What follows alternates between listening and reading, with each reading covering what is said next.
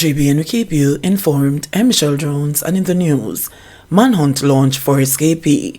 The Spanish-owned police in St. Catherine have launched a manhunt for 25-year-old Nathan Witter, an inmate at the Tambourine Farm Adult Correctional Center, who escaped from custody on Thursday. Reports are that about 11:36 a.m., Witter, who was charged with illegal possession of a firearm and ammunition, was among a group of inmates working on the farm under supervision. According to the police, he was seen running towards the main road, and the officers on the ground gave chase. Witter was able to elude the correctional officers. The Spanish-owned police are appealing to anyone with information on the whereabouts of Nathan Witter to contact them at 876-984-2305, Police 119 emergency number, Crime Stopper 311, or the nearest police station. Meanwhile, the police are reminding members of the public that it is a criminal offense to harbor fugitives. St. Elizabeth Police lists 4 persons of interest. The St. Elizabeth Police have listed 4 men as being of interest in ongoing investigations. Deputy Superintendent Coolidge Minto, acting head of the St. Elizabeth Police Division, said they are being sought in relation to murder, shooting with intent, and rape. They are Eric Campbell, otherwise called Frost, of 5 Spen, who is wanted for shooting with intent. Dujon Wright, also known as Doji R. Blackman, is also wanted for shooting with intent. Derek O'Keefe Robinson, a 47-year-old farmer of Orton District in the parish, is wanted for murder, and a bench warrant has been issued for 28-year-old Marvin Montague of Newcomb Valley on a charge of rape. We're asking these persons to report to the Black River CIB by Friday with their attorneys. We have an interest in them, said DSP Minto. Charles Brace's Canadian Farm Work Program, Minister of Labour and Social Security, Pernell Charles Jr., has sought to assure Jamaican farm workers in Canada that they should not harbor fears about reporting any instance of abuse or poor working conditions there. Charles is leading a delegation to observe the conditions of the Jamaica farm workers. The visit follows numerous complaints from farm workers regarding reported inhumane conditions, low wages, and other work-related concerns. The Labour Minister, speaking Tuesday in an interview, said his team has already visited 3 farms and met with 362 workers. He characterized the tour as a useful exercise. He also said the farm workers were able to speak candidly about the problems faced and in some instances ensured that problems were remedied. Charles says the delegation also met with several employers in what he described as an open discussion. The Labour Minister noted that the employers shared their concerns about the program, including workers going absent without leave, which they claimed leads to the high cost of retraining. He said the employers also pointed to issues of poor attitude and work ethic among some of the farm workers. Charles told the employers that their concerns would be addressed, adding that he would be implementing improved measures to ensure that issues affecting both the employers and employees are addressed. The Labour Minister said farm workers will have several avenues to voice any grievance they might have, including direct communication with him, and vowed to continue improving the program. Tributes pouring on social media for a Canadian killed in Clarendon. The Clarendon police are continuing their probe into the murder of a Jamaican-Canadian man whose body was found with gunshot wounds in bushes in Salt River, Clarendon on Tuesday. The deceased is 43-year-old Merrick Aries, otherwise called Owen, a resident of Paddington Terrace in St. Andrew and Ajax, Ontario, Canada. Along with his brother, Aries is co-owner of the Diner's Corner, a restaurant selling authentic Jamaican cuisine in downtown Toronto in Canada. Reports are that about 9:30 a.m. on Tuesday, Aries' body was found with what appeared to be gunshot wounds to the head and other sections of the upper body in bushes in the Salt River area. A motor car that was rented by the Canadian was found at the scene. Police investigators have so far established that the vehicle was rented from a company in St. James on Saturday, October 14, the same day Aries arrived in Jamaica. The car was to be returned on October 30. The police are theorizing that Aries may have been lured to the area, robbed by his attackers, and then killed. Meanwhile, tributes are continuing to flow for the deceased restaurant owner on social media. Owen, the co-owner of the Diner's Corner in Toronto, was a dear friend, said a Facebook user who indicated that he was in disbelief at the tragic news. Owen always embedded warmth, tranquility, and a commitment to deliver an exceptional service, a trait he installed in his dedicated staff. My heart goes out to Owen's family and friends, both near and far, he further wrote. A woman commented that, "I'm in shock. I just met him at Blackabana this year. Such a beautiful soul he was. May he rest in peace. Stolen from us." In a tribute on Facebook, one of Aries' friends, Neil Armstrong, said he learned his culinary skills at Harton Estate Trust in Above Rocks, St. Catherine, Jamaica, and eventually migrated to Canada in 2000. Owen was friendly, calm, and believed in providing the best service to his customers. That was what he shared with and expected of his staff, the man wrote. Continuing, he said, "We miss you, Owen. We miss the conversations, laughter, the sweet potato pudding, nicely decorated and presented, and your warm and hospitable presence in the restaurant. We hope that whoever took your life will be found and that it happens quickly. Oh, what a distressful news. What good, my friend," Armstrong stated. Prime Minister hands over 32 housing solutions in Westmoreland. Prime Minister Andrew Holness on Wednesday handed over 32 new housing solutions to beneficiaries of the Shrewsbury Housing Development in Petersfield, Westmoreland. The solutions, built under the National Housing Trust, Labour and Small Materials Program, form phase 2 of the project. They comprise 58 service lots and 32 houses, including 14 one-bedroom units and 18 studio apartments. Holness presented keys to 25 of the 32 beneficiaries at the official handover ceremony. In his address, the Prime Minister indicated that 7 units have been reserved for public sector workers and individuals with disabilities, emphasizing the government's commitment to providing equitable housing opportunities for all Jamaicans.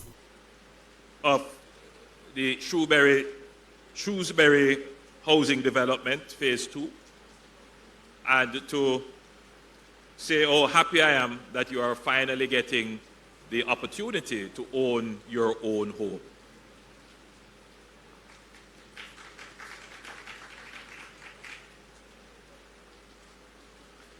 I recall when we were doing phase 1 of this, and we opened that together. We did that, that was about what, 3 or 4 years ago? Martin? Somewhere around that, we did that. It is always a pleasure to participate in these activities, these handing overs, groundbreaking, because it is an opportunity for Jamaicans to fulfill their dreams. All the beneficiaries here, I'm sure, are extremely delighted today that they are finally going to get the keys to their own house, to their own home.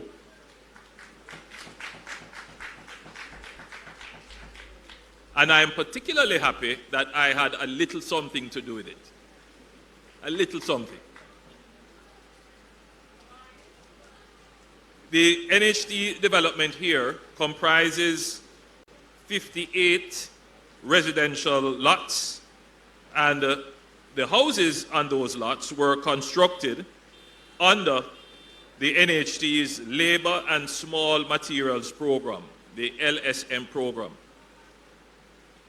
23 units were already built in 2020, and now we have constructed 32 additional housing units, 14 one-bedrooms and 18 studio units.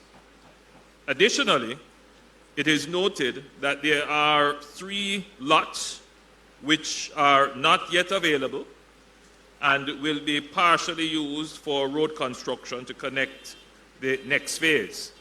However, they are large enough for service lots to be made available thereafter. Of the 32 housing solutions, 25 eligible contributors were selected, as 7 solutions have been reserved for public sector workers and persons with disabilities. Of the 32 contributors selected, the gender of the selectees is almost equal. We have 13 females and 12 males. In addition, the highest number of selectees, 52%, earn between minimum wage and $30,000 weekly. Ladies and gentlemen, what this means is that these selectees, will access their mortgages at, believe it or not, 0%. So 52% of the persons who are the selectees, the beneficiaries here, will get their mortgage at 0%. This is how the NHD is helping. Of note, 72% of the selectees are within the age group 41 to 60. Now, how do you describe that now? Is that the middle age? What's that, young? Youngish. The youngish age group.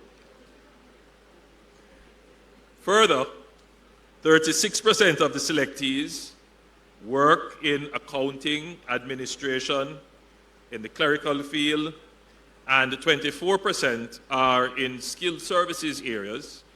20% are working in housekeeping and the services sector as cooks and gardeners and bartenders, office attendants, stewards, etc. So there's quite a mix of beneficiaries representing all strata of the society. Now, since its inception, the NHD has contributed to over 3,000 housing solutions in Westmoreland through its various programs. And the NHD's current housing program includes 8 developments.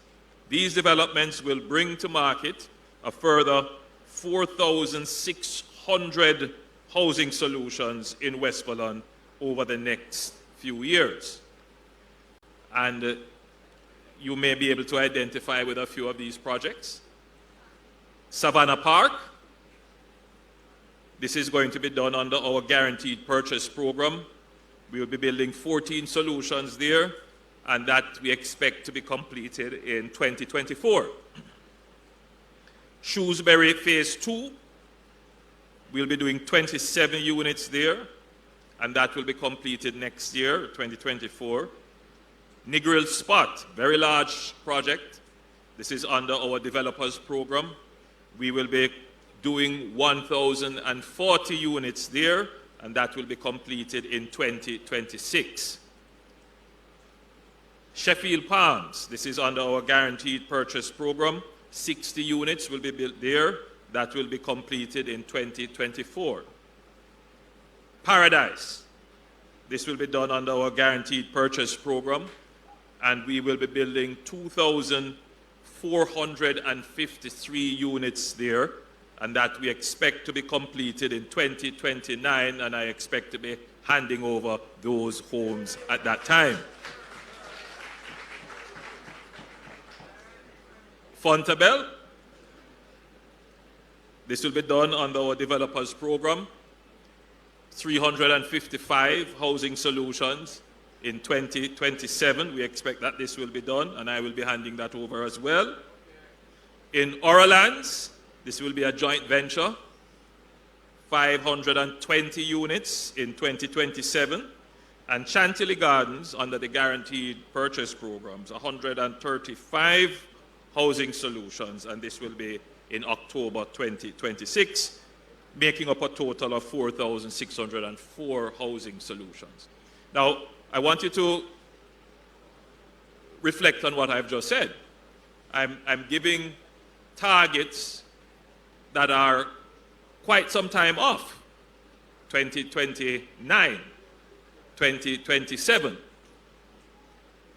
But that is how long it takes sometimes from the conception of the housing project to securing the approvals, securing the financing, and then moving into the construction phase. In fact, the preparatory phases, securing the land, developing the concept, getting the approvals, putting in place the infrastructure, is sometimes, well, most times, longer than the construction phase. And it becomes even more complex in today's world because we have to contend with procurement regulations. We have to contend with all kinds of other reporting requirements, and therefore the time period is elongated.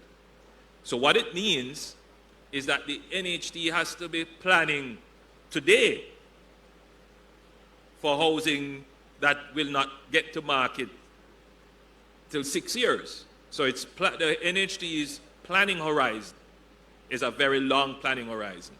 And they have on their books there now housing solutions which are in advanced states of planning but will not get to market till another 3 to 6 years.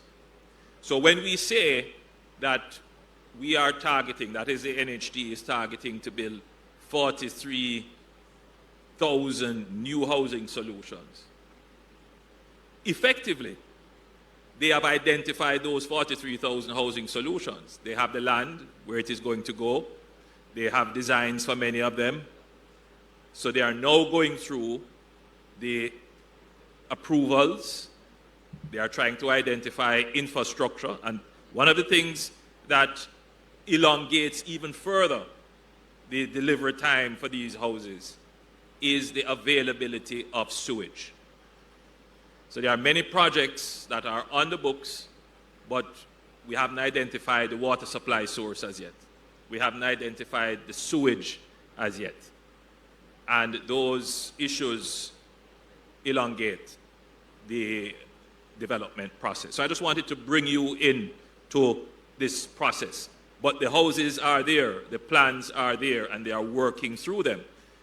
Financing previously was another delaying factor.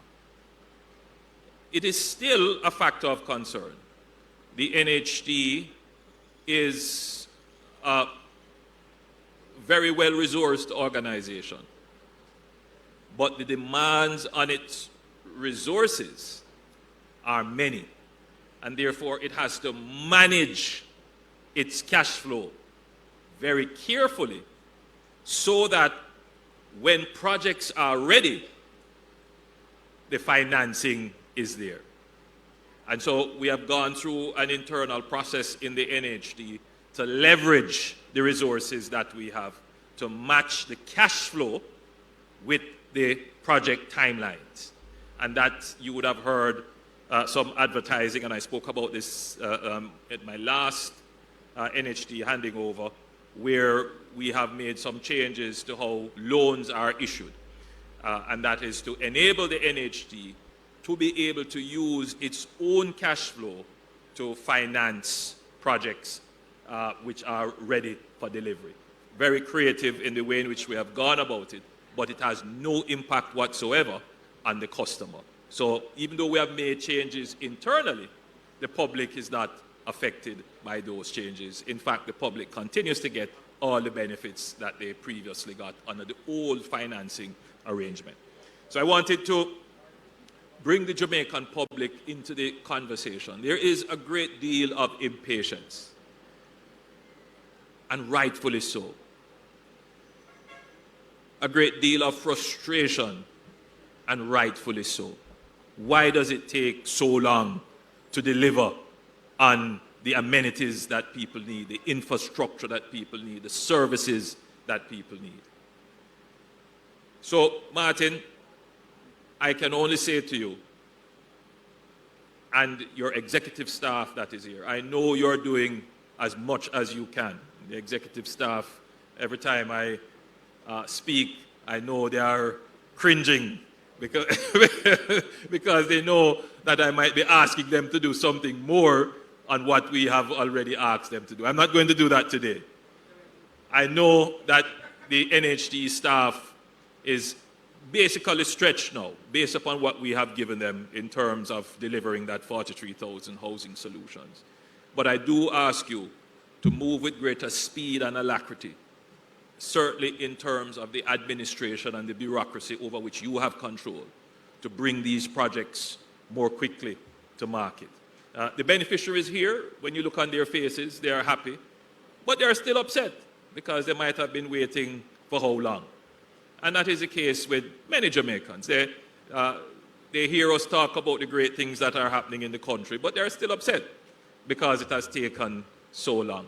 Not necessarily putting into context that the changes that we have had to go through to make it possible to get to this point, there's very limited appreciation.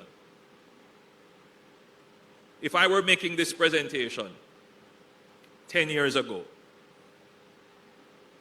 I would not be able to read out to you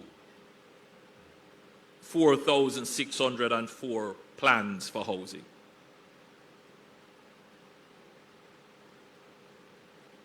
Because we wouldn't have the money to do it.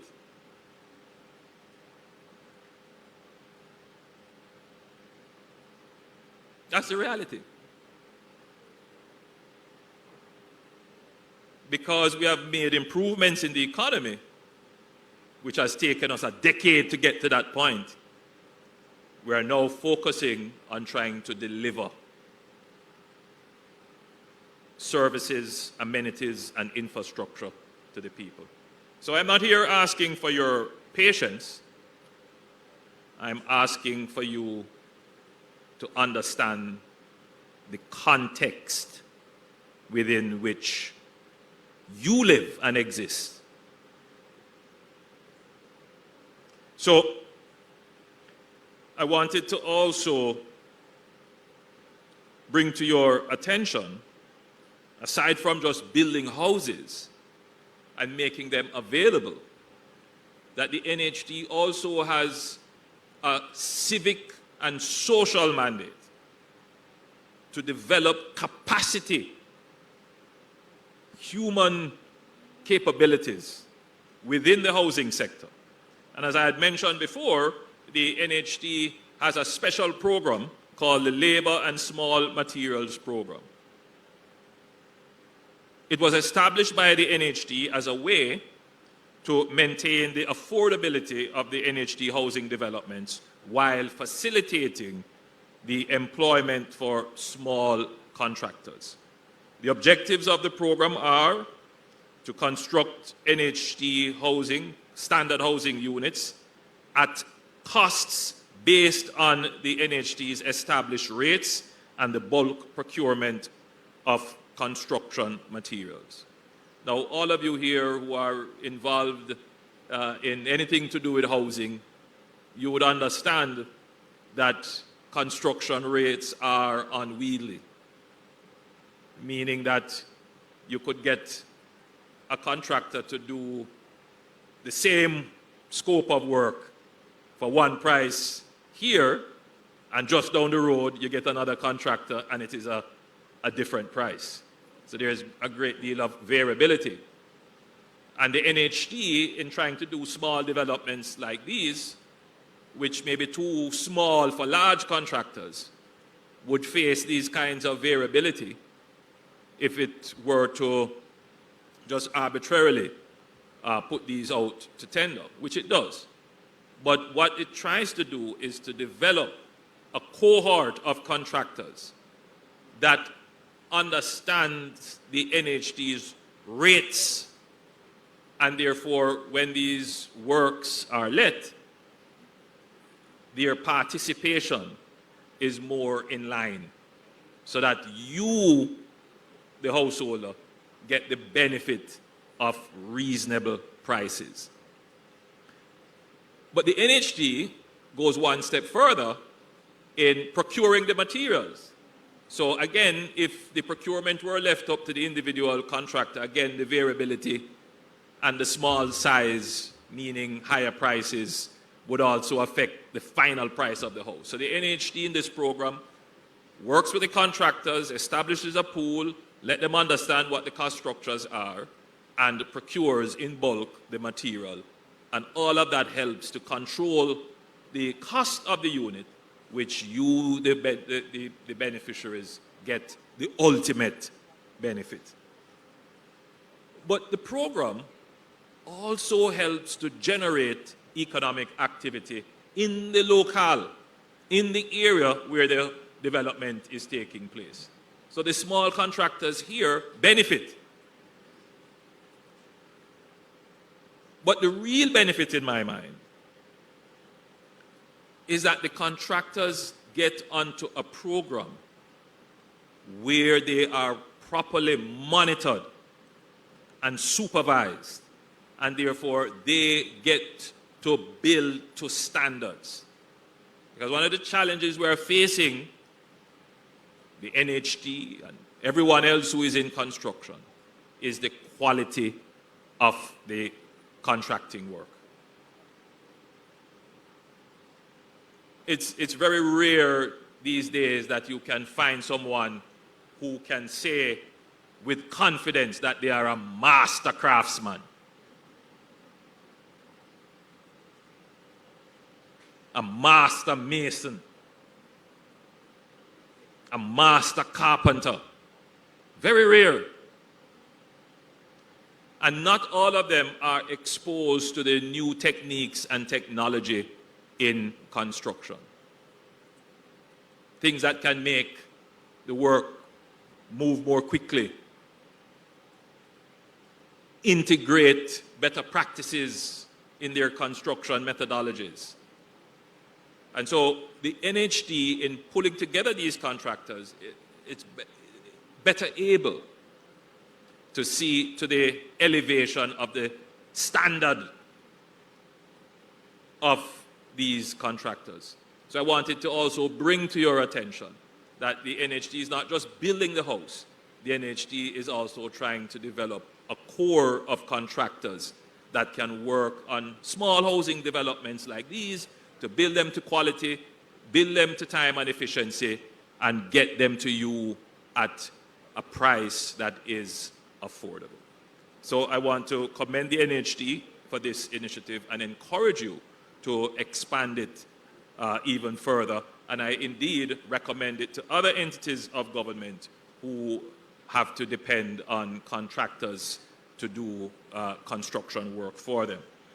To be eligible for this program, the persons who are eventually selected must be registered with the Procurement Commission, formerly the NCC, the National Contracts Commission, as grade 3 or 4 contractors, building contractors.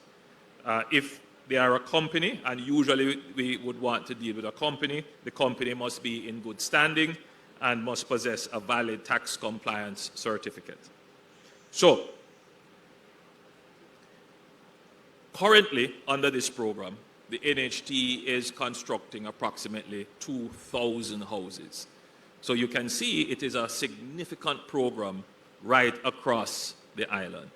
The public, I fear, Martin, is not quite aware of all the great things that the NHT is doing, and this is one of the good programs which need to be highlighted.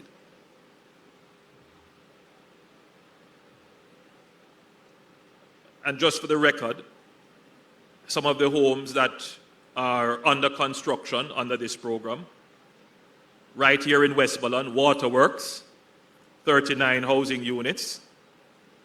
In St. Catherine, Morris Meadows Phase 2, 48 two-bedroom units. Granville in Trelawney, 58 two-bedroom units. Barham in Westmoreland, 6 studio units. Shrewsbury Phase 1, 23, well, this program. And Phase 2, 32. Darliston, again in Westmoreland, 29 two-bedroom units.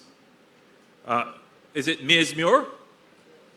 Maysmuir in Westmoreland, 54 units being constructed under the program I just mentioned. Nashville in St. Mary, 40 units. In St. Catherine, a place called Marysfield, 18 two-bedroom units. Cashew Grove in St. James, 27 two-bedroom units. In Moneymusk in Clarendon, 45 one-bedroom units. Sevens Hummingbird in Clarendon again, 48 one-bedroom units. Windsor in Trelawney, 35 one-bedroom units. Colbeck Castle, Phase 1 and 2 in St. Catherine, 105 units. Colbeck Castle Phase 3, 100 units. Colbeck Castle Phase 4 in St. Catherine, 100 units. And Phase 5, 100 units. Shrewsbury 2 in Westmoreland, 27 units. Holland in St. Elizabeth, 100 units.